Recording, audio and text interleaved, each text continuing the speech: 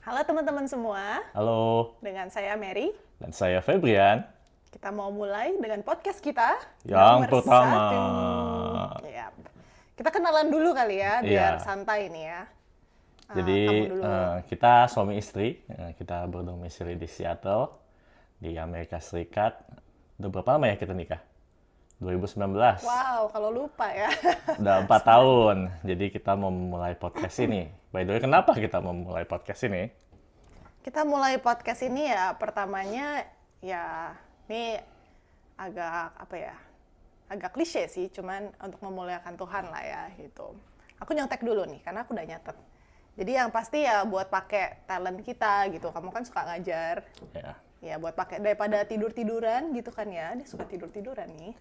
Ya lebih baik kita memakai untuk sesuatu yang positif gitu kan ya. Terus kerinduannya adalah biar lebih banyak orang lagi yang benar-benar bisa baca firman Tuhan dan menyukai firman Tuhan gitu. Karena pengalaman aku ya gitu selama jadi orang Kristen udah lama gitu, dari dulu sekolah minggu dan lain-lainnya, itu susah banget buat ngerti dan benar-benar passionate banget buat firman gitu. Until recently, baru setelah mengerti, oh ternyata baca Bible tuh gini-gini gitu-gitu yang nanti sama-sama kita bakal pelajarin gitu. Baru, oh ternyata menyenangkan juga ya gitu, enjoy juga gitu baca firman gitu. Terus, dan lagi juga kan banyak ya sekarang kayak penyesatan-penyesatan gitu yang kita dengar karena marak di online gitu ya. Ada yang ngomong A, ngomong B, doktrin Kristen itu ada yang begini, ada yang begitu. Sebenarnya gimana sih sebagai orang Kristen tuh kita bisa tahu yang mana yang benar-benar Alkitab katakan gitu ya, nggak cuman arti-arti yang sembarangan kayak gitu. Nah, kita nanti bakal sama-sama ngebahas di podcast ini gimana gitu. Kalau kamu sendiri, gimana ya tuh? kalau yang bagusnya sih bilang mau memberkati banyak orang ya. Iya, tapi yang sebenarnya sih sejujur-jujurnya daripada potong rumput, ya mending ngerjain ini. Alih-alih potong rumput ya, gitu. Ya, jadi istri saya juga sudah banyak ngomong kalau orang-orang Kristen, cowok-cowok yang baik dan benar itu biasanya mereka ini terlalu konten dengan kehidupannya gitu. Jadi saya Terlalu sebenarnya puas ya. ya happy-happy aja gitu kalaupun gak ada kerjaan. Dulu kan sering khotbah, sekarang udah gak sering khotbah. Jadi banyak waktu luang. Kalau misalnya nggak dikerjain ini, pasti saya disuruh potong rumput di sana. Benar banget, Jadi ya benar sudahlah, banget. kita mau memberkati banyak orang dan juga mau memuliakan Tuhan dengan lebih lagi dengan apa yang kita punya, talenta-talenta kita. Jadi ya kita buatlah podcast ini supaya hopefully bisa memberkati Memberkati, banyak benar orang banget. dan Ya. bisa membuat orang melihat kemuliaan Tuhan dengan lebih luar biasa lagi. Amin. Yuk, Oke. kalau kita mau belajar, kita berdoa dulu. Tuhan Allah Bapa kami yang di dalam surga, kami mengucap syukur Tuhan untuk kebaikan-Mu, untuk kasih setia-Mu Tuhan dalam kehidupan kami ya Bapa. Tuhan aku berdoa ya Bapa supaya Engkau saja yang bekerja dalam semua diskusi kami, semua pemahaman kami Tuhan tentang firman-Mu ya Bapa. Engkau saja Tuhan yang dimuliakan Tuhan dengan segala sesuatu yang kami miliki. Tuhan aku berdoa Tuhan supaya Engkau saja yang bekerja ya Bapa. Di dalam nama Yesus kami berdoa. Amin. Amin. Jadi kenapa kita mau belajar Alkitab? Itu kan pertanyaannya. Kenapa kita mau belajar Alkitab? Kalau kamu, kenapa kamu dulu belajar Alkitab? Dulu beda-beda ya, jadi waktu masih awal-awal Kristen kan belum begitu ngerti ya. Jadi dulu sih ikut pemuritan itu disuruh baca Alkitab, dan lumayan sadis sih dulu. Malah ayatnya ada di Mazmur gitu, katanya pertama kali kita bangun tuh kita harus langsung baca firman gitu kan. Jadi dijadwalin tuh jam 4 sampai jam 6 pagi harus baca gitu. Jadi dulu agak-agak kayak terpaksa lah gitu. Terus kesininya udah semakin ngerti, baru ya untuk mengenal Tuhan lebih lagi gitu. Tapi itu takes proses sih, lama sih, dari benar-benar kayak oh ngerti di kepala nih kayak oh harus baca firman buat mengenal Tuhan, tapi belum nyampe ke hati gitu loh. Jadi ya kalau kamu Ya, dari dulu juga memang banyak ya, kita disuruh pendeta kita lah, gereja lah menyuruh 3 chapter sehari atau 5 chapter sehari. Tapi pengalaman saya sendiri sih dulu waktu kecil, kalau disuruh pendeta tuh nggak gitu efektif ya. Kalau kita nggak punya dasar-dasar pengertian, misalnya sejarah Alkitab, sejarah Perjanjian Lama, sejarah Perjanjian Baru, terus konteks-konteks, kenapa kitab itu ditulis, buku-bukunya juga kadang-kadang kita nggak mengerti, karakter-karakter buku kan beda-beda kan, kayak Proverbs, Amsal berbeda, Mazmur berbeda, terus ada historical naratif, itu kan kita kadang-kadang kalau masih muda baca kayak apaan sih nih gitu kan Ngebosenin ya. ya, Ngebosenin, apalagi nggak ngerti. dulu orang-orang kan bacanya dari kejadian tuh awal tahun kan. Iya. Terus udah sampai bilangan pasti udah pada Ya, males biasanya deh begitu. Iya. Ya makanya di podcast ini kita mau supaya kita memiliki hati dan pengertian yang lebih lagi mengenai Alkitab. Yang paling pertama yang mau aku tekanin di sini, mana ini nggak bisa. Coba, ya. Nah, tujuan pembelajaran kita ya pertama-tama ini bukan untuk menggantikan fungsi gereja lokal, oke? Lalu kita juga mau meningkatkan keinginan kita untuk mempelajari Alkitab dengan memahaminya lebih dalam, lalu untuk meningkatkan pandangan kita tentang Tuhan dan Alkitab. Sedap. Ya.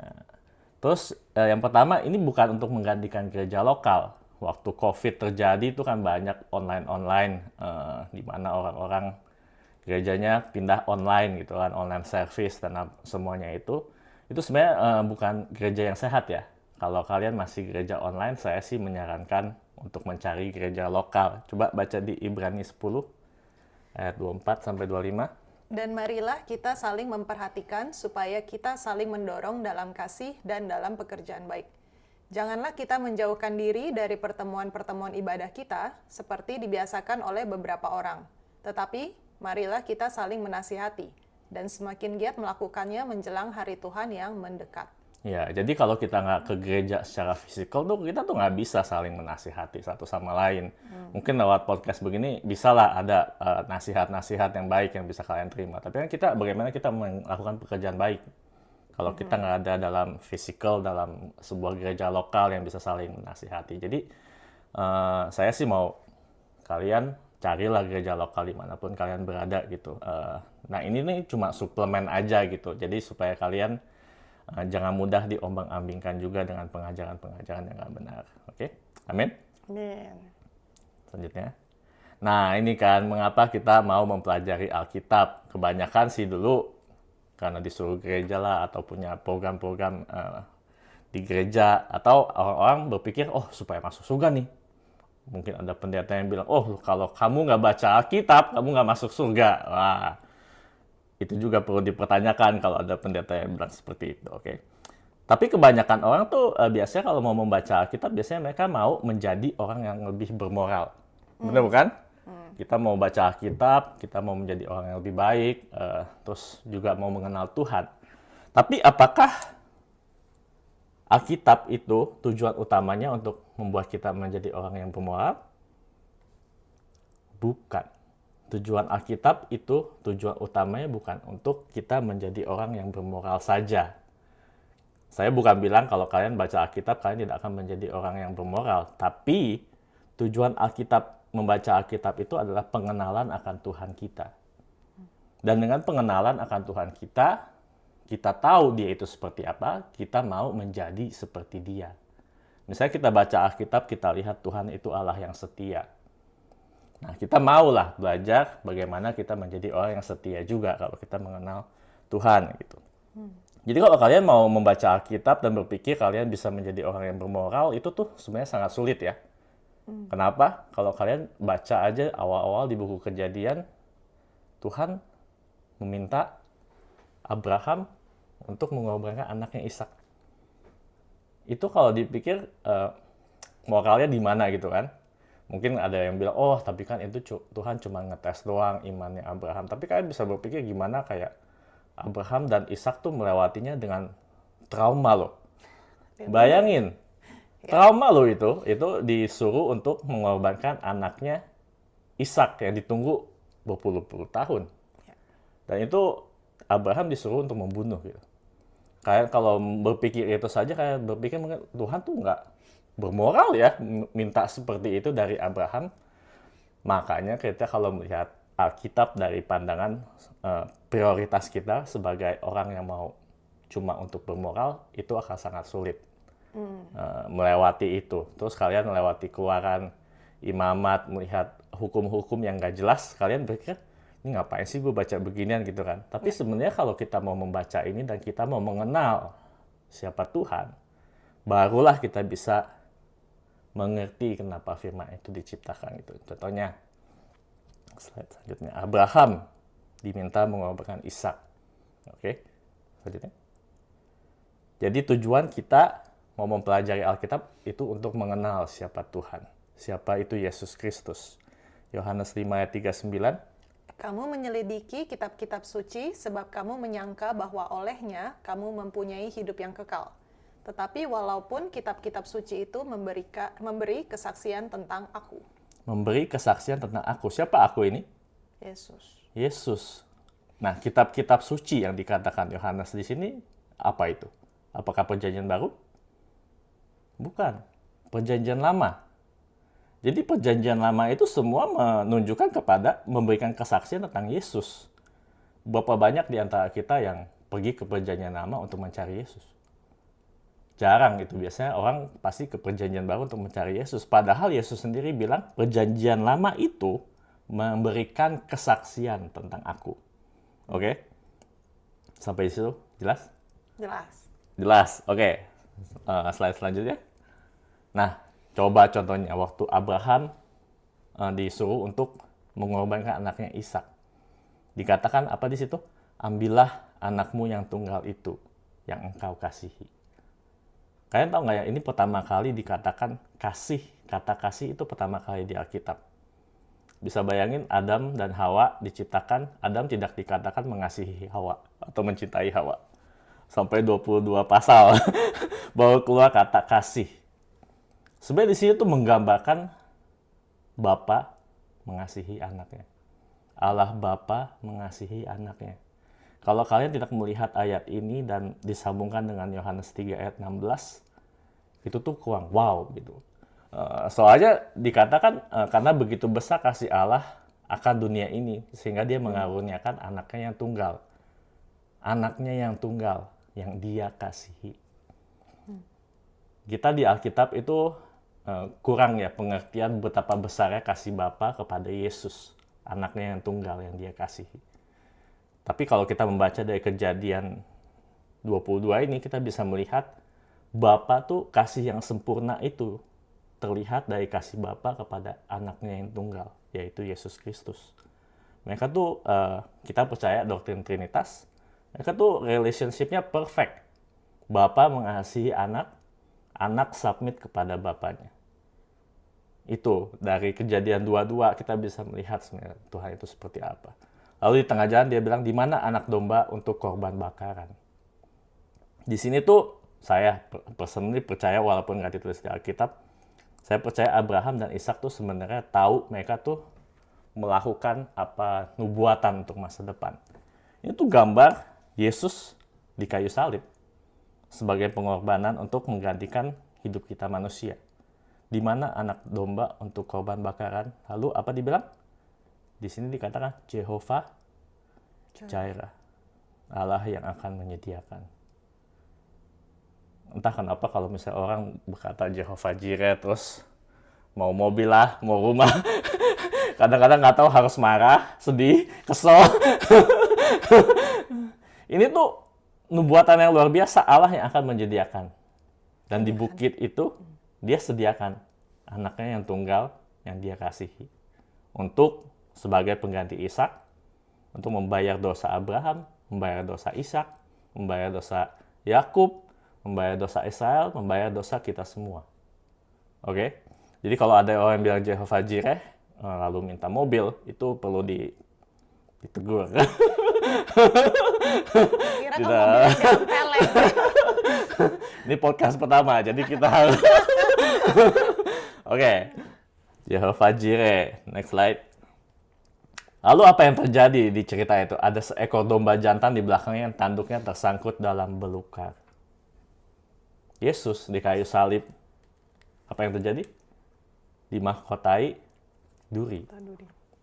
Nah, ini sebenarnya gambaran untuk nubuatan akan Yesus di masa. Dan kalau kalian nanti kita mau belajar juga timeline-nya, ini sebenarnya 2000 tahun sebelum Yesus datang. Di atas gunung Tuhan akan disediakan Dan Tuhan menyediakan anaknya yang tunggal, yang dia kasihi di atas gunung Golgota, disediakan untuk kita. Dan di situ Jehovah Jireh. Makanya kalau kita membaca perjanjian lama, carilah Yesus gitu. Carilah siapa Tuhan itu. Kalau kalian membaca perjanjian lama, jangan cuma kayak di skim lalu kayak nggak mencari apa-apa. Saya sih menyarankan ini yang kita harus cari itu. Carilah Yesus, carilah gambaran siapa Tuhan itu, apa Injil keselamatan di perjanjian lama. Kalau kalian bisa melihat itu di perjanjian lama, langsung mata itu rasanya terbuka.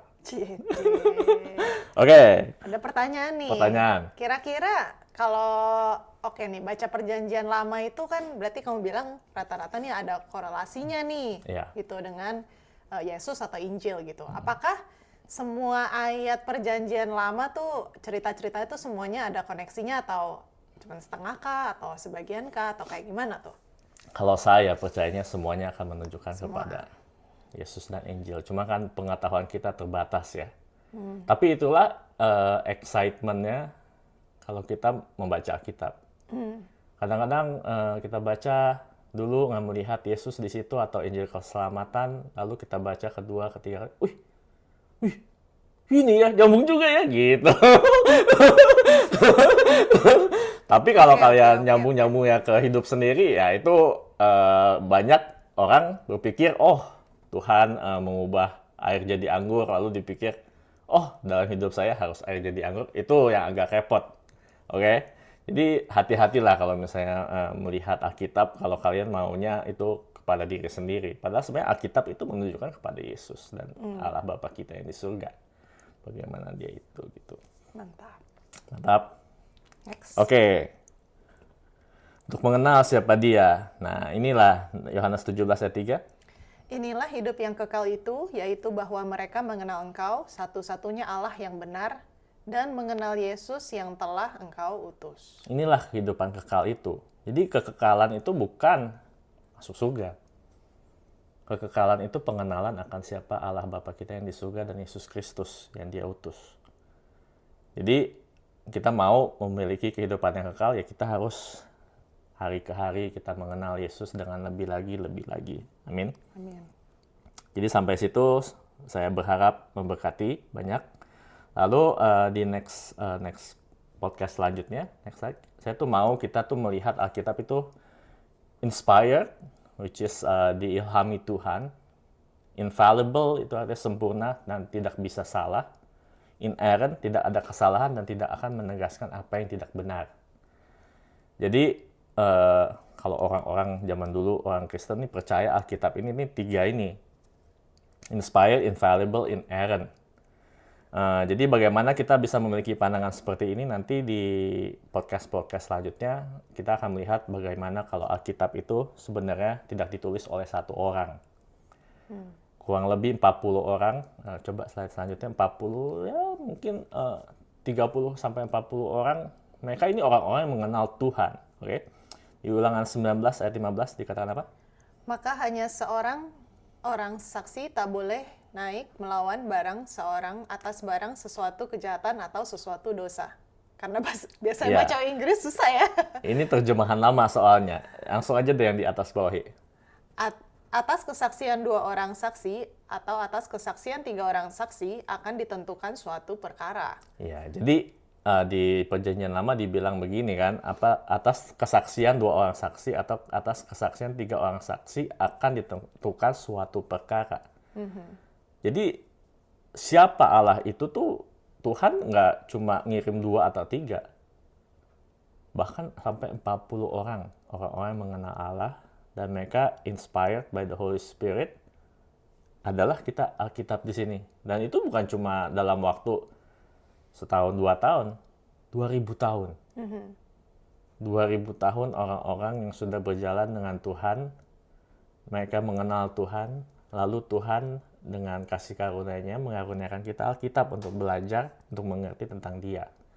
Jadi kalau kita bisa melihat Alkitab itu nggak ditulis oleh hanya satu orang, dan ditulis dari waktu yang 2000 tahun itu, kita akan bisa melihat bagaimana Alkitab ini, bahkan Kejadian aja udah menunjukkan tentang Injil keselamatan gitu.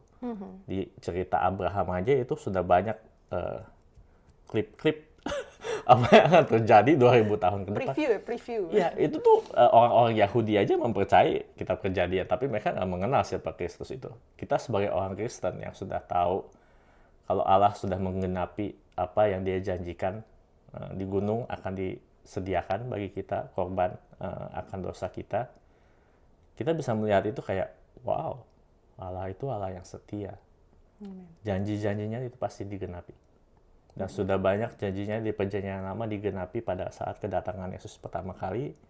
Dan kita percaya janji-janjinya yang akan digenapi pada saat kedatangan yang kedua kali. Makanya itu harapan kita yang paling besar adalah kedatangan Yesus kedua kali, dan Dia pasti menggenapi itu karena Dia sudah menggenapi janji-janjinya pada kedatangan yang pertama. Ya, itu aja. Hopefully ini memberkati banyak orang, dan next podcastnya saya akan menjelaskan bagaimana banyak saksi-saksi yang sudah menjelaskan suatu perkara, yaitu siapa Allah itu, dan harapannya sih memberkati banyak orang. Ada yang mau kamu tambahin atau ini? Enggak sih, nantikan podcast kita selanjutnya. Yeay. Komen, like, subscribe. Kalau kalian komen, like, subscribe. Kalau kalian ada pertanyaan juga bisa dikasih di komen, atau kalau ada yang salah. Kita nih bukan orang sempurna, kita cuma orang-orang yang belajar kitab. Kita punya desire ya untuk bisa mengenal Tuhan lebih dalam lagi. Kalau kalian juga, bener juga tuh di Perjanjian Lama, aku lihat ini loh, lihat Injil juga keselamatan di Perjanjian Lama. Banyak banget kalian bisa cari lah, banyak lah itu. Bahkan di Kejadian 3 atau 4 aja sudah ada tentang Injil keselamatan. Oke? Ya, hopefully itu memberkati. Thank you semuanya. God bless you.